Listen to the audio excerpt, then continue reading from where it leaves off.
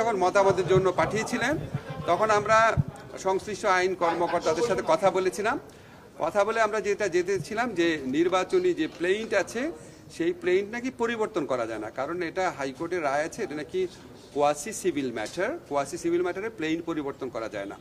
তো ইশরাক সাহেব বোধহয় আপনার পরে প্লেইন পরিবর্তন করেছিলেন, সেই জন্য আমরা একটু দ্বিধান্বিত ছিলাম যে এটা আসলে গেজেট নোটিফিকেশন হবে নাকি এটাকে আপিল করতে হবে, এটা নিয়ে আমরা একটু দ্বিধান্বিত ছিলাম। তো নির্বাচন কমিশন আমাদের মতামতের জন্য অপেক্ষা করেন নাই, ওনারা নিজেরা গেজেট নোটিফিকেশন করেছেন। এটা ছাড়া আমার আর কিছু বলার নেই। স্যার এখানে একটা ব্যাপার যে অনেকে বলছে যে এর মাধ্যমে আওয়ামী লীগের আমলের নির্বাচনকে অনেকে ভোটারবিহীন বা অবৈধ নির্বাচন বলছে, এটা লিগ্যালাইজ করা হলো, আপনি কি মনে করেন? এই ব্যাপারে আমার কোনো বক্তব্য নাই, এটা আসলে নির্বাচন কমিশনের ব্যাপার। এটা আসলে যারা এরভাবে আপনার মামলা করে বা প্লেন পরিবর্তন করে বিজয়ী হতে চাচ্ছেন ওনাদেরকে জিজ্ঞেস করেন। স্যার হিরিশ জাকিরের বিরুদ্ধে একটি মামলা হয়েছে, হত্যা মামলা। স্যার একটু কথাটা শেষ করি। কিন্তু ওনাকে দেখা গেছে যে উনি যখন জুলাইয়ে আন্দোলন চলছিল উনি ওনার প্রোফাইল লাল করেছেন, উনি নানা ধরনের স্ট্যাটাস দিয়েছেন।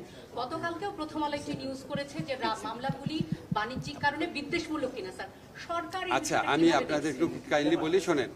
বাংলাদেশের আইনে কোথাও তো মামলা করার ক্ষেত্রে আপনার কোনো বাধা দেওয়া নাই, যে যার মতো মামলা করছে, এবং এখানে অনেক হয়রানিমূলক মামলা হচ্ছে, বিদ্বেষমূলক মামলা হচ্ছে, অন্যের জায়গা জমি দখল ব্যবসা দখল করার জন্য মামলা হচ্ছে। এগুলো অত্যন্ত আনফর্চুনেট, অত্যন্ত পরিতাপের বিষয়। তা আমরা যখন মামলা করে ফেলার পর আমরা পুলিশ প্রশাসনের মাধ্যমে, আদালত প্রশাসনের মাধ্যমে আমরা বিভিন্ন ধরনের প্রতিকার দেওয়ার চেষ্টা করছি। এখন আপনার যখন এত বেশি লোককে আপনার আসামি করা হয়, এত মামলা করা হয়, আমাদের জন্য কাজটা ডিফিকাল্ট হয়ে যায়। কিন্তু আমরা কিন্তু মামলা করতে কাউকে বাধা দিতে পারি না। কিন্তু মামলা হওয়ার পর আপনারা খেয়াল করে দেখেছেন স্বরাষ্ট্র থেকে বারবার বলা হয়েছে যে অভিযোগের কোনো বস্তুনিষ্ঠতা পাওয়া না গেলে কাউকে যেন গ্রেফতার না করা হয়। আমরা আবার আদালতের পক্ষ থেকেও আমরা যেখানে আপনার বস্তুনিষ্ঠতা নাই সেখানে যতভাবে আইনগত প্রতিকার দেওয়া সম্ভব সেগুলি দেওয়ার চেষ্টা করে যাচ্ছি।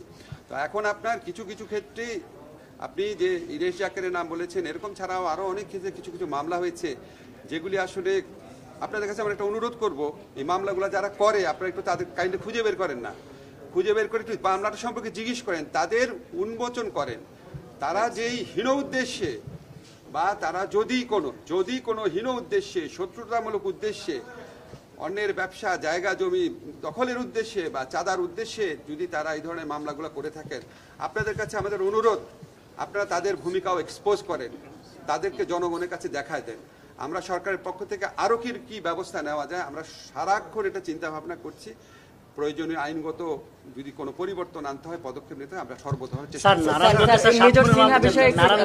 মেজর সিনহার বিষয়ে মানে কিছুদিন আগে রিপোর্টার্স ইউনিটিতে একদল একটা মানে সংগঠন তারা বলছে যে এটা একটা দীর্ঘসূত্রিতা হচ্ছে এবং ডেথ রেফারেন্স এখনো হয় নাই এবং তাদের শাস্তির আওতায় আনার জন্য 1 মাসের আলটিমেটাম দিয়েছে। স্যার এটা শুধু আপনার উপর আসে আলটিমেটাম। স্যার একই প্রশ্ন, এটা শুধু অ্যাড করেন স্যার, নারায়ণগঞ্জে যে আলোচিত যে 7 মামলা। আচ্ছা, আমি আপনাদের বলি যে যেই সমস্ত মেজর সিনহার যে আপনার হত্যা মামলা, এটা একটা পাশবিক হত্যা ঘটনা ছিল। আমাদেরকে কি বলবো আর কি, মানে আমরা সবাই শোকাচ্ছন্ন ছিলাম, সবাই আমরা বিচার চেয়েছি। 7 খুন, বর্বরচিত একটা খুন হয়েছে, আমরা এটার বিচার চেয়েছি। কিন্তু ভাই আপনাদের তো একটা জিনিস বুঝতে হবে, এগুলি যখন উচ্চ আদালতে থাকে, হাইকোর্টে থাকে, তখন এটা সম্পূর্ণভাবে হাইকোর্টের এখতিয়ারাধীন বিষয়। এটা কার্যতালিকায় কত নম্বরে আসবে, কবে শুনানি হবে, এটা সম্পূর্ণভাবে স্বাধীনভাবে হাইকোর্ট ঠিক করে। এখানে আইন মন্ত্রণালয়ের কোনো রকম ভূমিকা রাখার কোনো অবকাশ নাই। তো আমি যারা এই সমস্ত কমপ্লেইন করেন আপনাদের ইমোশনের প্রতি শ্রদ্ধা জানিয়ে বলছি, প্লিজ একটু সত্যি জিনিসটা জানার চেষ্টা করেন, এটা সত্যিকার পরিস্থিতিটা জানার চেষ্টা করেন। না হতে অহেতুক কাউকে ব্লেম করলেন বা অন্য কোনো মন্ত্রণালয় ব্লেম করলেন, এটা তো কোনো সমাধান আসবে না। তো আমরা আশা করব, আপনাদের মতো আমিও আশা করি, কোনো দ্রুত এটার আপনার বিচার সম্পন্ন হয় এবং যারা দোষী সাব্যস্ত হবেন তাদের জন্য সর্বোচ্চ শাস্তি। সরকারের তো বিচার বিভাগের উপর হস্তক্ষেপের একটা নজির আপনারাও বলেছেন, তো আপনাদের এরকম কিছু নাই আপনারা বলতে চান? আপনার উচ্চ আদালতের উপর আমাদের তো হস্তক্ষেপের কোনো স্কোপই নাই। এখন আমরা আগের সরকার যে ছিল সেটা তো একটা ফ্যাসিস্ট গভর্নমেন্ট ছিল, তারা তো কোনো নিয়ম নীতি মানত না, তারা চিফ জাস্টিসকে পর্যন্ত মানে কি বলবো গলা ধাক্কা দিয়ে দেশ দিয়ে বের করে দিয়েছে। আমরা তো সেটা সরকার না, ঠিক না? আমরা উচ্চ আদালতের স্বাধীনতার প্রতি অত্যন্ত শ্রদ্ধাশীল। আমাদের কোনো এখতিয়ারই নাই উচ্চ আদালতের মানে কবে শুনানি করবে, কত দ্রুত শুনানি করবে সেটার ব্যাপারে কিছু বলার। আমাদের একমাত্র যেটুকু রোল থাকে অ্যাটর্নি জেনারেল অফিসের মাধ্যমে, সেটা আমরা সম্পূর্ণভাবে সেই দায়িত্ব পালন করি। সেটা তো আপনার মানে প্রতিদিনের ব্যাখ্যা করার বিষয় না, তাহলে তো আপনার আমাদের গোপনীয়তার শর্ত বা কোনো কিছুই থাকে না। স্যার আসিয়ার ধর্ষণ হত্যা মামলা আমরা জানি শুরু হয়েছে স্যার, সাক্ষ্য শুরু হয়েছে স্যার, এটা কি পর্যায়ে আছে? আসিয়া হত্যা মামলা লাস্ট যেটা আপনার গত বুধবার এটা আপনার বিচার কাজ শুরু হয়েছে, কারণ এটা চার্জশিট পেতে একটু দেরি হয়েছিল। এখন চার্জশিট ছাড়া তো কোনো বিচার কাজ শুরু হতে পারে না, আপনি জানেন। এখন বিচার কাজ শুরু হয়েছে বুধবার, তারপরে আপনার যে ওয়ার্কিং ডে, কার্য দিবস, আমরা যখন দিন বলি, লয়ের ব্যাখ্যা হচ্ছে দিন মানে হচ্ছে কার্য দিবস। এখন এটা এই বুধবার ষষ্ঠ, সামনে বুধবার, আজকে হচ্ছে আপনার সোমবার, এই সপ্তাহে হয়তো ষষ্ঠ কার্য দিবস হবে, আগামী রোববার হবে এটা সপ্তম কার্য দিবস। তা আমি একটা আশাবাদ ব্যক্ত করেছিলাম সপ্তম কার্য দিবসের মধ্যে হবে, আমার একটা আশাবাদ ছিল। আমরা নিম্ন আদালতে জানি এটা সর্বোচ্চ গুরুত্ব দিয়ে এই মামলার বিচার করা হচ্ছে।